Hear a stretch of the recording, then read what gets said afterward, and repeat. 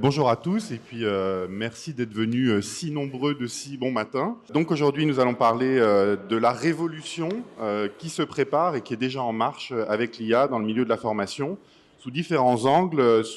Nous allons parler de la formation, se former à l'IA, quel impact ça peut avoir sur l'ingénierie, sur la conception et sur l'évaluation. Quelques mots sur Quark, si toutefois vous ne nous connaissez pas. Donc nous sommes une EdTech et un cabinet de conseil en ingénierie de formation.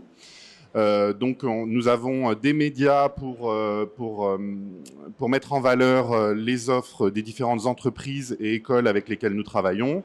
Nous concevons des supports de formation innovants, notamment de la réalité virtuelle. Nous organisons des sessions de formation dans le métavers et nous développons toutes sortes d'outils innovants. Et évidemment, nous avons, comme beaucoup d'autres entreprises, déjà intégré l'IA dans nos pratiques et dans les outils que nous proposons. Parce que, comme je vous le disais, la révolution est en marche, et ça, on peut le voir déjà avec ce petit graphique qui représente en fait les demandes en formation IA, et vous avez en bleu clair les demandes individuelles, et en bleu foncé, les demandes qui émanent des entreprises. Donc, ce qui est intéressant, on peut voir qu'en fait, il y a déjà eu une prise de conscience d'abord par les gens eux-mêmes qu'il allait falloir se former à l'IA pour pas être dépassés. Et puis ensuite, les entreprises qui se sont dit, oui, on va peut-être avoir besoin aussi de former nos salariés à l'IA. La petite différence, c'est que quand c'est des besoins individuels, les gens ont envie de se former à un maximum d'outils, à être le plus polyvalent possible, alors que les entreprises vont essayer de former les salariés pour automatiser vraiment des tâches particulières. Et donc ça, c'est une étude qui date de janvier 2025 à l'échelle mondiale et qui montre que 92 millions d'emplois vont être transformés, je dis bien transformés et non pas remplacés. Ça, c'est un point important parce que on voit que finalement, ce qui se dessine de plus en plus, c'est que l'IA va être complémentaire à l'humain et non pas remplacée. 59% de la population active devra développer de nouvelles compétences et plus de 120 millions de personnes devront faire évoluer leurs pratiques. Donc ça dépend évidemment des différents métiers qui seront plus ou moins impactés. Et les métiers de la formation le seront, font partie des métiers qui vont être impactés par l'IA.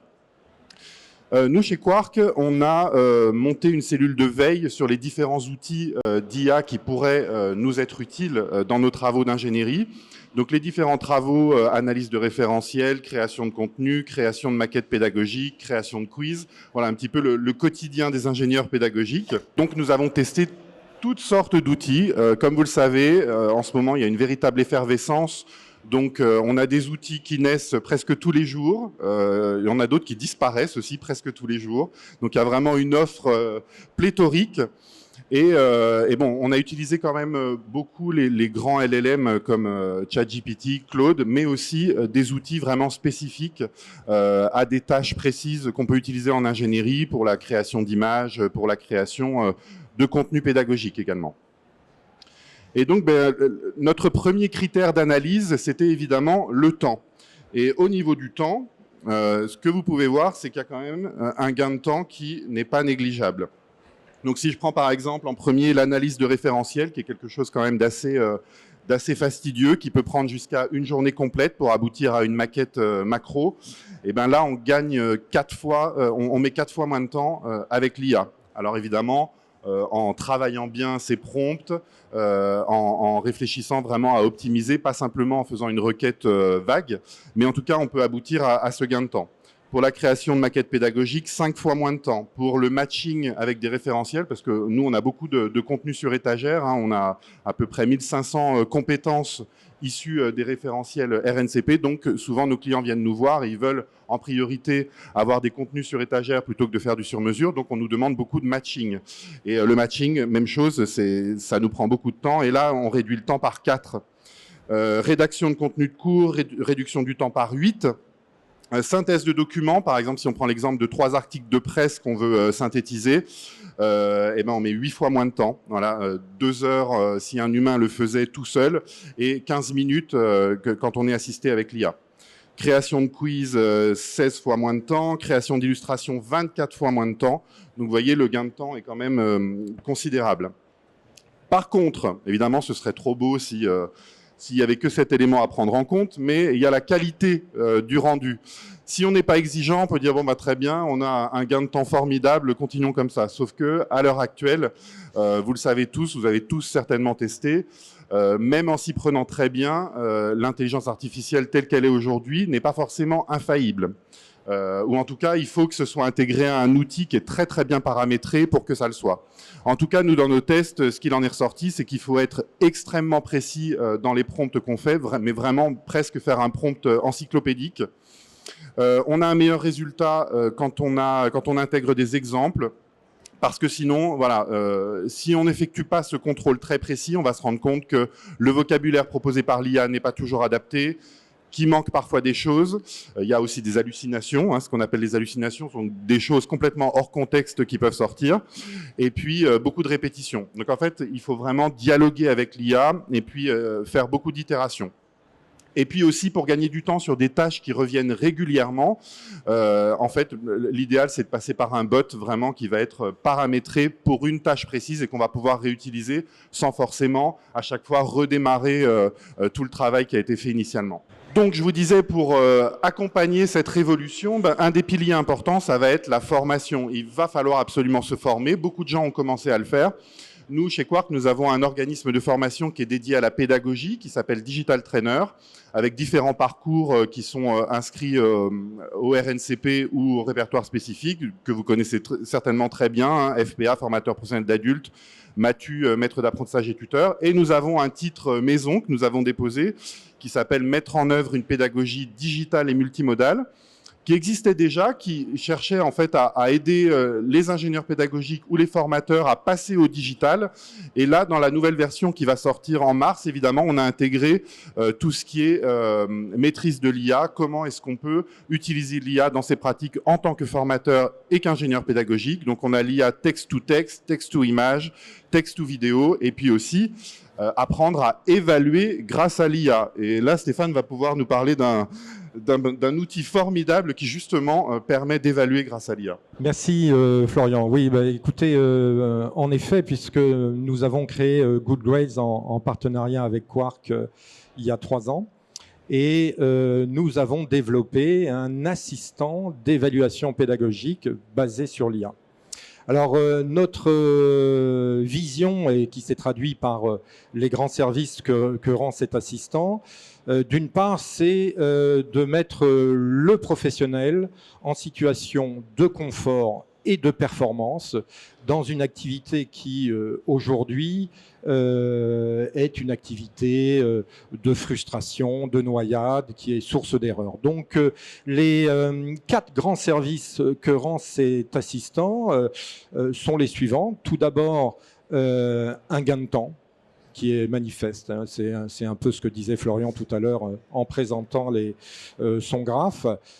Donc les évaluateurs, les enseignants ou les formateurs gagnent énormément de temps dans cette correction, puisqu'ils délèguent toute l'activité taylorienne à la machine, et eux, derrière, vont vérifier la qualité des restitutions, c'est-à-dire à la fois des évaluations et des commentaires. Voilà. On est un peu dans la même situation que le médecin, vous voyez, qui utilise une IA pour diagnostiquer des radios, hein, et qui à un moment donné va relire le diagnostic de l'IA et puis signer et engager sa responsabilité. Là, on est dans cette phase-là.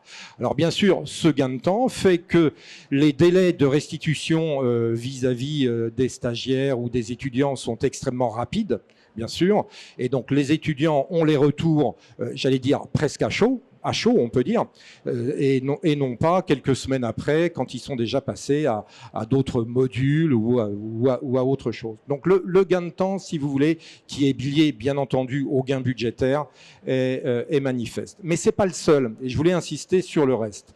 Le second service, si vous voulez, c'est que on améliore ainsi, ce binôme, ce tandem, améliore notoirement la qualité des évaluations. On sait que les évaluations sont soumises, comme toute activité humaine, à des biais qui sont liés aux facteurs humains. Je ne sais pas si vous avez jamais corrigé des tas de copies, hein, puisque c'est un peu comme ça que ça se présente dans la vie quotidienne des formateurs. Mais si vous êtes fatigué, vous corrigez pas de la même façon, vous corrigez pas de la même façon le mardi que le lundi, etc. Quand vous corrigez des bonnes copies derrière, vous allez être plus exigeant, et réciproquement, vous avez les irritations. Bref, tous ces biais-là ont été largement commentés dans des études. Ils ont un nom savant pour ça, ils appellent ça la docimologie, hein, mais dans des études qui existent depuis très longtemps. Et l'avantage de la machine, c'est qu'elle corrige de la même façon, qu'elle évalue de la même façon, 7 jours sur 7, 24 heures sur 24, pardon. Et donc, en se faisant, la qualité forcément et le côté éthique et la justesse de cette activité redevient au rendez-vous, et ainsi on peut sans rougir envoyer les commentaires aux uns et aux autres. Et enfin, il y a quelque chose qu'un être humain ne peut pas faire, tout simplement pour une question de volume, c'est que la machine va rédiger des commentaires pour chaque copie de chaque étudiant. Voilà. Et ça, si vous voulez, quand je dis des commentaires, c'est pas simplement quelques mots, mais ça peut être des commentaires qui peuvent aller jusqu'à 200, 300, 400 mots, hein, s'il s'agit d'une étude de cas. Et donc là, on va renvoyer aux stagiaires un vrai bilan pédagogique. Et donc, on redonne, si vous voulez, toute la valeur de cette activité d'évaluation qui est un moment phare où le stagiaire ou l'étudiant fait un point sur son activité et peut même essayer de voir quels sont ses axes de progrès sur lesquels il doit continuer à travailler. Et enfin, on va libérer le formateur ou l'enseignant de cette charge de travail et de cette noyade et lui permettre d'être créatif. D'être créatif comment ? C'est-à-dire qu'il va pouvoir écrire des consignes d'évaluation à la machine comme il veut, insister sur le respect des fautes d'orthographe s'il a envie, sur le fait qu'il faut renvoyer à chaque étudiant ses axes de progrès en termes d'acquisition de compétences, sur le fait qu'il faut bien noter l'originalité des copies.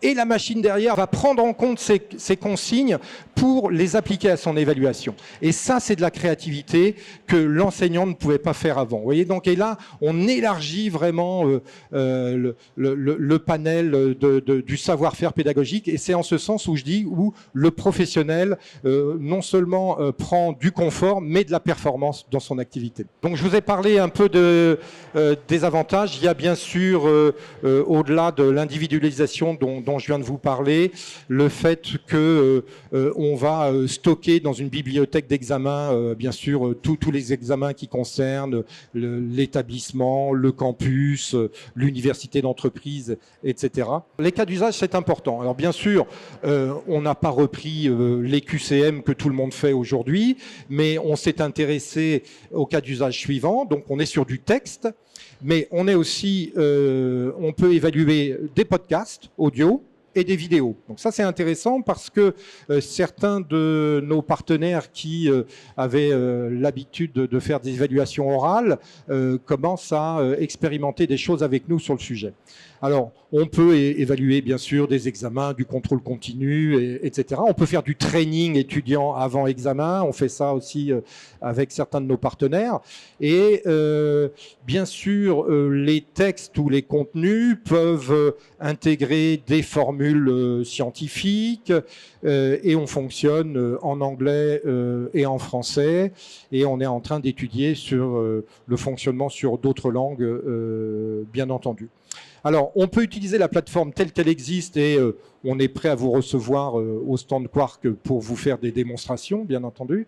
Mais on peut aussi tout simplement se connecter par LTI ou API avec les systèmes d'information qui sont utilisés, les LMS qui sont utilisés par les OF ou les établissements d'éducation, de façon à maintenir une UX homogène à ce que les gens ont appris jusqu'à présent. Ici, vous avez un petit slide que je ne vais pas commenter, si vous voulez, sur la valeur, bien sûr, ajoutée en termes économiques, puisqu'il y a gain de temps, donc forcément, il y a des gains budgétaires. Alors, pour certains établissements, c'est un gain budgétaire en tant que tel.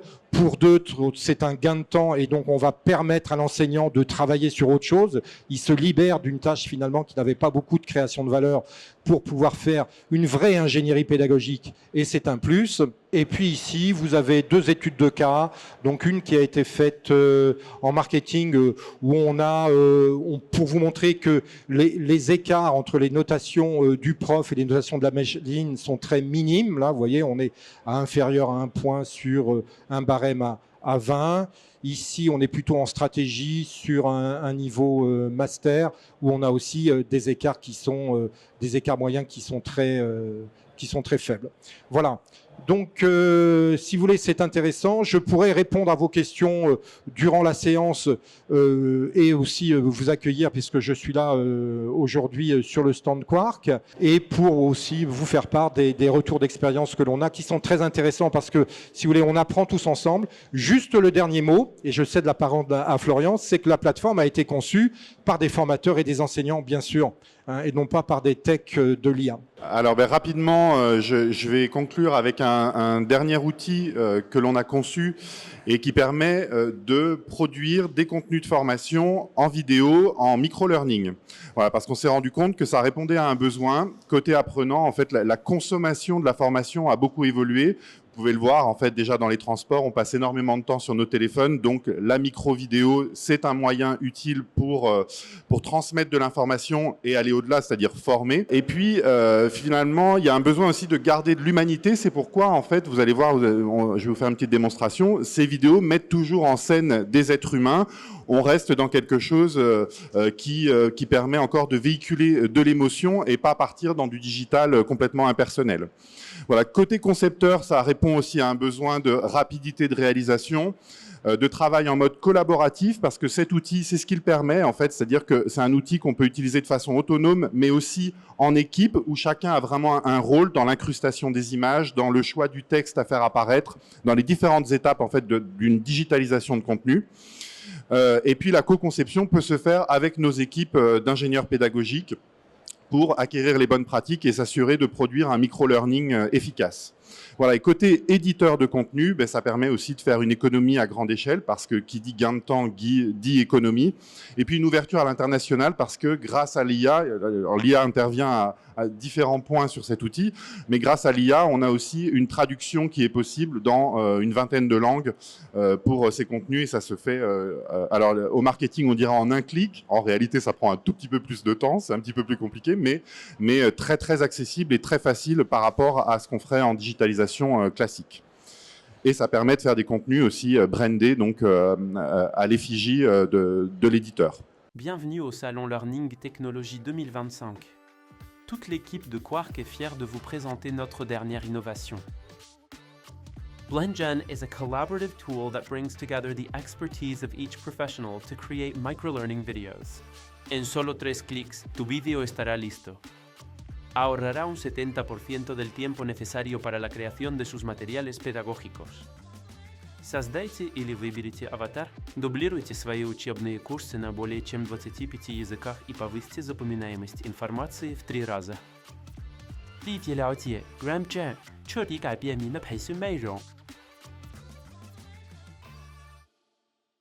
Voilà, donc vous pouvez voir à l'image un de nos collaborateurs qui est le product owner et je peux vous garantir qu'il ne parle que français. Donc voilà, c'est ce que cet outil permet et de créer très très rapidement, très facilement donc du micro-learning avec des collections par thématique, donc pour tout ce qui est fond d'écran. Là, on vous a mis quelque chose de très simple pour la démonstration. On peut ajouter des ressources diverses, vidéo, images, audio, vecteurs, des templates prêts à l'emploi où on peut les créer sur mesure pour vous. Et puis voilà, les différentes étapes, on choisit l'acteur de sa vidéo. On peut aussi se faire digitaliser soi-même si vous voulez apparaître en vidéo. Dans ce cas-là, il faut venir dans nos studios et ça se fait très rapidement. Et après, vous avez votre propre avatar. Le choix de la langue et de la voix aussi. Ensuite, les étapes de montage qui sont accessibles à tout le monde. Il n'y a pas besoin d'avoir fait des études spécifiques pour le faire. Et on télécharge sa vidéo en MP4 pour faire son micro-learning. Donc voilà, BlendGen, c'est un gain de temps. Et puis la démocratisation de la création de contenu parce que c'est une interface qui est facile à prendre en main et c'est un outil qui est collaboratif. Voilà, et donc pour conclure, on parlait d'une révolution de la formation par l'IA. N'oublions pas qu'il y a eu une première grande révolution en fait dans la formation qui est la digitalisation de formation. Et finalement, ce qu'on se rend compte, je vous ai mis un petit historique, hein, on est parti quand même du CD-ROM et puis aujourd'hui on fait de la VR. Et finalement, l'intelligence artificielle ne va pas venir contredire tout ce qui a été fait jusqu'à présent et au contraire, on se rend compte que ça va venir amplifier cette première révolution qui était la digitalisation de formation en la rendant plus facile, en permettant d'être plus précise et d'optimiser vraiment les résultats auprès des apprenants, notamment dans la prise en compte aussi de l'accessibilité, tous les troubles 10, tous les handicaps qui peuvent freiner à la formation. Et ben, l'IA va permettre de produire des contenus vraiment beaucoup plus personnalisés et beaucoup plus facilement et finalement, donc, comme je vous le disais, accentuer ce phénomène de digitalisation de la formation. Oui, bonjour. Je voulais revenir sur l'outil d'évaluation. Donc, le formateur se sert de l'IA pour aider à la correction, mais il arrive que des étudiants se servent aussi de l'IA pour rédiger les examens ou les études de cas. Est-ce qu'aujourd'hui, les outils tels que ceux que vous avez développés sont capables de reconnaître un travail déjà réalisé par une IA pour dire « désolé, zéro, t'as rien fait ». Vous prêchez un convaincu parce que moi j'ai une petite trentaine d'années dans l'enseignement supérieur, donc j'ai été habitué à ce genre de comportement. Alors, bien entendu, c'était dans notre préoccupation depuis le départ et nous avons fait un partenariat avec une société qui fait du proctoring, capturing, anti-plagiat, anti-IA. Et en effet, nous avons fondu nos deux services. Nous sommes en train de terminer les API.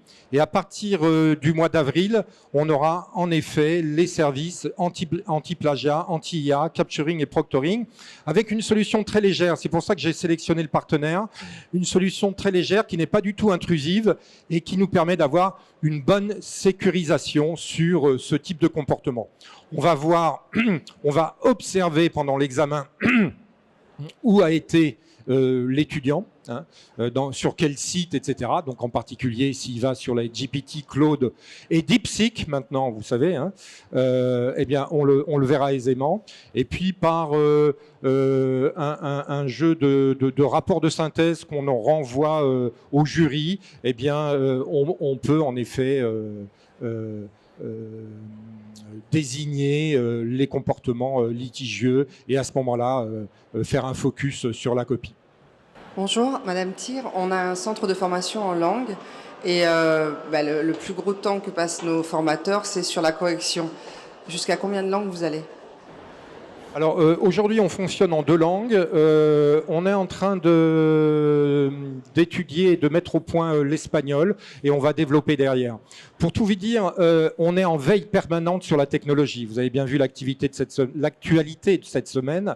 Et donc, on ne s'interdit absolument pas de changer de moteur dans notre agrégateur de LLM, ce qui fait que je pense que dans les mois à venir, on aura un panel de plusieurs langues.